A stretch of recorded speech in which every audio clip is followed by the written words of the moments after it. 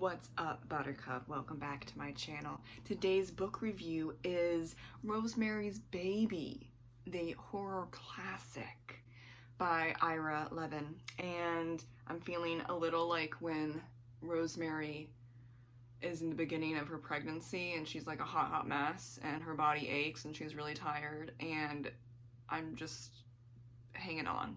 That's why I have coffee. So you might see really random cuts in this video. I apologize, but maybe you don't want to hear me slurping because this is not ASMR. This is a book review. Now, I gave this book 5 out of 5 stars. I loved The Stepford Wives and I love Rosemary's Baby. I'm really interested in all of Ira's other books because it's just been chef's kiss. Unlike The Stepford Wives, this is horror, now a classic horror novel, and I can see why. And we follow Rosemary and her husband, who moves into like a very fancy apartment building in New York City, and she is a housewife and he is an aspiring actor. He's not doing the best job though. He's doing okay, enough to get a nice apartment, right? But he wants more. I get it, but also we'll get into that as to my reaction to he wants more. And then they meet Minnie and her husband named Roman, and Guy is such a weird name. Sorry, but yeah, Guy, Rosemary's husband, befriends them very fast, and then things just get really weird, especially after she announces that she's pregnant. And that's the horror specific of it all, because she basically has the devil's baby. And you see that at the end of the novel. Throughout this whole thing, I was like, oh my god, oh my god, oh my god, Rosemary, you're too nice, but you don't deserve any of this. Oh my god, what the hell is going on? And it's not fast-paced. It's not a thriller. At first I was like, is this a thriller just like The Stepford Wives? No, it's just horror, because what I think is cozy, but it's not cozy. It's like everyday life. They're moving into the apartment. They're meeting the neighbors. The neighbors are a little weird. Oh, but Guy likes them because Roman and him talk for hours and hours on end about the theater. And you know, things like that. And it's a slow moving process up to the end of the novel where she pops out Satan's baby.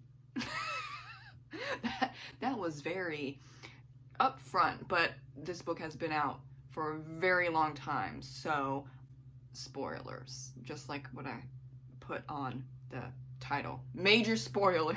I'm just going to talk about it all because I just have so many feelings and thoughts, and I like to discuss things. Now, I think it was interesting to learn that let me see. I'm going to get I'm going to get this right this time. I'm not great at remembering the publication date. I'm going to get it right because it's important. So 1967, and the introduction is by Otto Penzler. I have not heard of him before, but I think he is a writer. Anyway, I love the introduction. I think if you get this copy, which I don't think you can find anymore. Side note, because I've said it a few times, but this is it was a choice to not put Rosemary's Baby, the title, on the cover. It's on the spine, but not the cover. They are redoing the cover, and it's red and black, and I think it has a stroller on it still. Yeah. I don't think they did a great job with this. I think it's nice. I know what it is because, you know, on my shelf it says Rosemary's Baby, but I'm pretty sure, maybe not, that this introduction, or maybe it's at the end of the other novel that's coming out with the new cover. I really just like this introduction. That was a lot. Sorry. I'm just trying to give you the most up-to-date info and I'm not great at that, but I thought it was interesting that this is a classic horror novel. It's a literature with an L, capital L, and I understand why. It was the same thing for the Stepford Wives. It has become a classic feminist thriller for the Stepford Wives, and I understand because this hits on a lot of stuff, and I thought it was on, it's in the second paragraph that I'm going to read you, and I thought that was very profound, but also kind of a little upsetting for Ira, that it's one thing to refer to the book, this book, Levin wrote of Rosemary's Baby. I should have just kept reading, sorry. As being generally credited or blamed for having sparked the current revival of occultism, and another to recognize, as I have in the past few years, writing this in 1990, by the way, not even in the 21st century, that the blame may be real and weighty. The preponderance of horror in fiction and on film led to a time, Levin noted, when people, presumably schooled, detect backward demonic messages in rock music and Satan symbols on bars of soap. Now, there is an argument to be made that Rosemary's Baby is one of the half-dozen most influential, capital L, literature horror novels. I agree with that. Up there with Frankenstein, who created the genre, and then Dracula, that really really solidified it, and then pushed vampires forward, and we still have vampires very popular in literature today. Not even just in horror, but in like paranormal fantasy, or even in some cases literary fiction that's on the fantasy side. Like, it's really interesting. And now for this, Ira moved towards occultism and the horror of Satanism and Satan's baby, like that theme. Interesting theme, but that is what Rosemary's Baby is credited for making popular. And then there's a zeitgeist that he kind of mentions, where it is also built up with other things, not just books, but with movies and TV and the war that's happening, where a lot of people became more and more religious, and that upheaval with hippies, basically, where they are pushing back on conventional everyday life of the housewife and the perfect family and all that stuff. And then rock comes into play, and psychedelic mushrooms come into play, and then we have metal that comes into the mainstream, and people are freaking out. They're freaking out. And yeah, there is a lot of seeing Satan or the voice of Satan in rock music lyrics if you play them backwards, things like that. And then you get a lot of, not more so rockers, but metal bands, metal artists and their fans really harping on the criticism of that obsession with religious people against music and kind of trolling them. Honestly, there are a few trolls. You can't lie about that. There are a few trolls that metalheads do, especially with black metal, especially with Norwegian black metal, and sometimes it's called satanic metal, which is a bit much, but to each their own, right? And the downside for Ira is what he often stated is that the novel and the excellent film adaptation, which I'm totally going to watch, by the way, spurred a virtual flood of exorcist, omens, demons, seeds, changelings, and other hackneyed copycats. I think he was not trying to do any of that as he was writing Rosemary's Baby, but this is where you have a piece of art, his story, edited, now it's a product, and you put it on the shelf and you market it, and what comes out of that can be different or extremely different from what the writer, what the artist had in mind.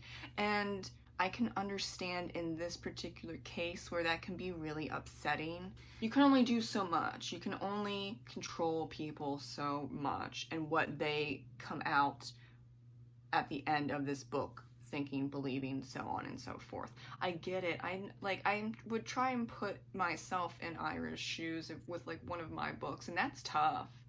It's tough. So I feel him. But I'm really intrigued, really interested in this, like the very subtle suspense. It's not thriller enough. It's everyday life building up the suspense every minute of every page of every chapter, going through Rosemary's situation and just the absolute shit that she was put through by those who she thinks love her and she loves them, especially her husband. Really, I really wanted to punch Guy in the face and just drop him off the 3rd story balcony of the apartment, because really, okay, inappropriate guy. The thing about that sparks this whole thing with Satan's baby is that he basically sells her and her body to the Satanists, these witches, so he can become famous, and he does, and then that's when shit hits the fan. And she thinks that she's going crazy because she's like being basically drugged, and she's having these weird visions, dreams, but like she's asleep, but she wakes up and stuff. And so at first you don't know what's going on, but then you learn like all that was real. It was not a dream. Those were real, and she was going in and out of consciousness. And so there is a warning for sexual assault, and not just once, a couple of times, and also assault and kidnapping and forced birth. Like, it's not graphic like you would probably see in 21st century horror novels that might or might not, you know, even discuss Satanism. Be mindful that that's really heavy, but it's not graphic. So there is a difference between talking about those things, and it's very important, and writing them in a specific way. And I think that is why Ira's book is capital L literature, because it's upsetting, but it's not in every grave detail for pages and pages and pages over and over again. No, it's the dream sequence is like a page or two, at least in this copy. Can't quote you on if you're reading the ebook or like a new or old copy. But in this copy, 1 or 2 pages for the dream sequence.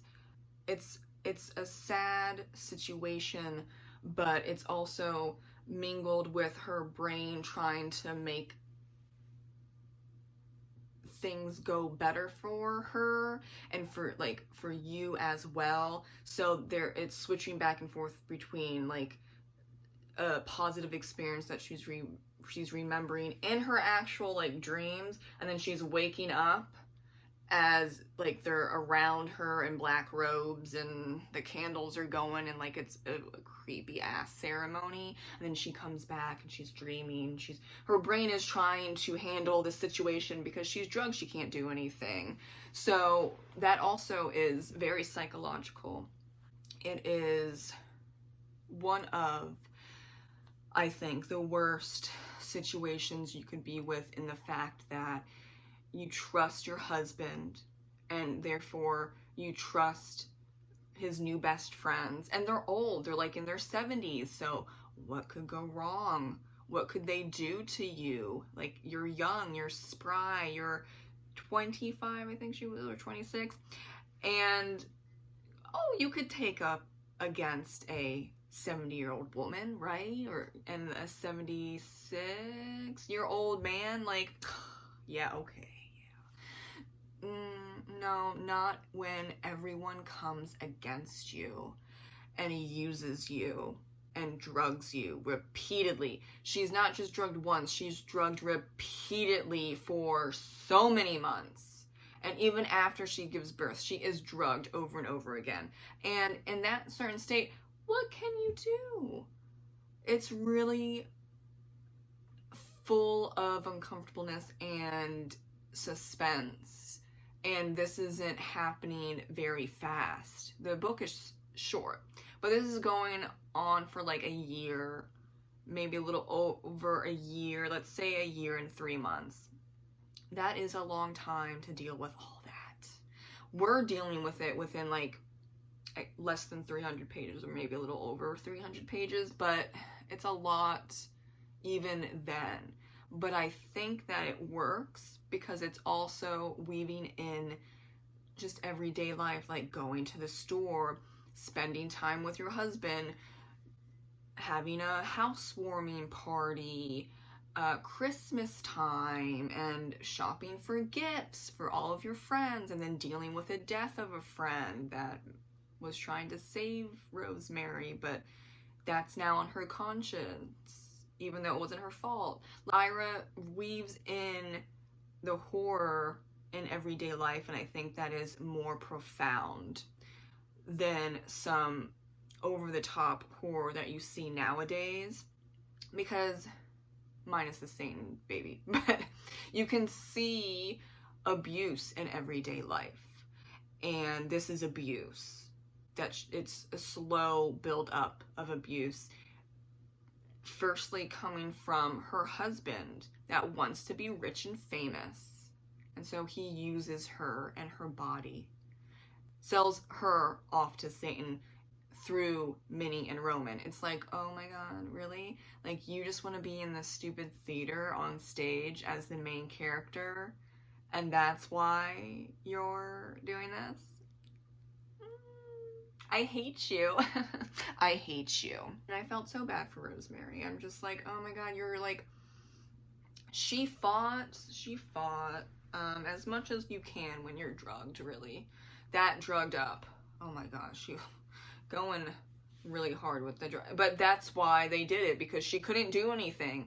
And then finally at the end of the book, when she's given birth, but they tell her that the baby's dead, but then she hears cries, and then so after like a few days or maybe a week, she's hiding the pills under her pillow, and so she's not high on those sedatives, and then she's still in pain from the birth, but it's enough where like, oh, I'm hearing my child cry and they're freaking lying to me and I need to find the baby.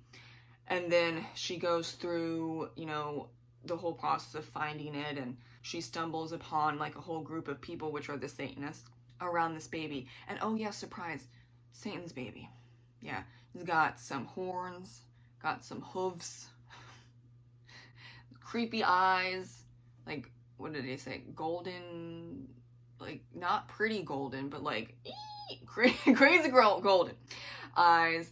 And at first she's like, I'm gonna kill this baby. I'm gonna grab the baby and I'm gonna jump out of the window over there, and I'm gonna sacrifice myself because Satan's baby, like. But then such and such happens, and the baby's crying because some older lady's not taking care of the baby. And so the motherly instinct is, oh, no, I'm gonna take care of my baby, even though it's also Satan's baby. That does not look all right. But then I think she's getting a little bit of Stockholm Syndrome at the end, like legitimate Stockholm Syndrome. Not we're talking Beauty and the Beast. No, legitimate Stockholm Syndrome, where I don't think she can comprehend what's going on anymore. So then she just shuts down and she accepts that she is this mother's baby, and she says, this is Andrew, not Adrian, and with everything that you've put me through, just let me name my baby Andrew, not Adrian. Just, okay, I'll take care of you, and I'll put you in a better blankie, and I'll give you cute stuffed animals, and you know what? It's half of me. It's not fully Satan, so maybe I can do something to rectify this. And she's gone by the end of the book, and I'm like, shit, I get it. And that's why it's so scary. That's why it's so sad, so frustrating. She did her damn best, but it wasn't good enough, because she had dozens, literally dozens, because this is a whole group of Satanists. Dozens of people against her. Like, one person against dozens? What are we going to do? Also, yeah, Satan. Satan! And dozens of people that worship him. That's tough. It's tough, people. It was a great book. I definitely recommend it. I'm going to be watching the movie as well. I hear it's a fantastic adaptation. Doesn't really change anything from the book to the movie, so I'm excited to see that, even though it was made in like maybe like 1970 or 1972, so they have like that weird film look that's kind of grainy, and they probably have some weird background suspenseful music that I'm not a huge fan of. That was also in the Stepford Wives, but I'm still really excited. I definitely recommend this novel if you are interested in classic horror. And thank you so much for watching. I hope you had a fantastic time. Cheers, and I'll see you in the next one.